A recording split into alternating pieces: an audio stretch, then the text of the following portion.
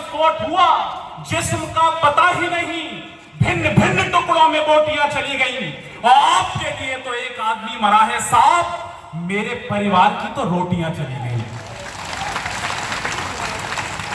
इस मंच को पता है, इसी मंच ने अलवर से कह दिया, एक नेता ने कह दिया था कर्नाटक से 15 लाख रुपए और एक पेट्रोल पंप भेज दिया है। कई मंत्री उनके समर्थन में आ गए।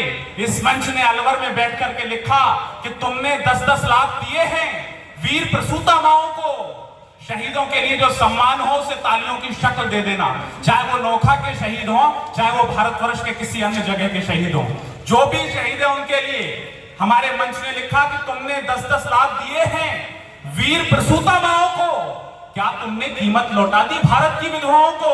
लो मैं 20 लाख देता हूं, समर्थन अब करना, लो मैं 20 लाख देता हूं तुम किस्मत के हेटों को, हिम्मत है तो मंत्री लड़ने भेजें अपने बेटों को।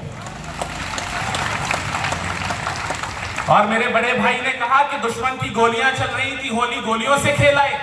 राजस्थान वालों, एक बात और पढ़ रहा हूं, अभी जागे नहीं हो, अभी राजस्थान आपकी तालियों में दिखाई नहीं दिया है, आपके चेहरे पर झलक रहा है। एक बात और कह देता हूं, यहां पर मातृशक्ति बैठी है, महेंद्र भैया, ऐसी कौन सी बात होती है कि भारत के बेटों के सामने दुश्मनों की गोलियां चल रही होती हैं और भारत के बेटे, इसी नोखा के बेटे, इसी कोटा के बेटे, इसी राजस्थान के बेटे दुश्मन की गोलियों के आगे अपने सीने अड़ा देते हैं, उनकी तोपों के आगे भारत के सीने अड़ जाते हैं। लोग मुझसे पूछते हैं कि शौर्य, साहस और स्वाभिमान आता कहां से है?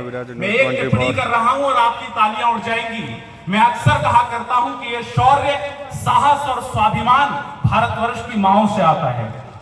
ये ऐसे बेटे जनकर के, ऐसे सिंह जनकर के सीमाओं पर भेजती हैं, हमारी बहनें, हमारी भाभियां अपना सिंदूर इस सीमाओं पर भेजती हैं।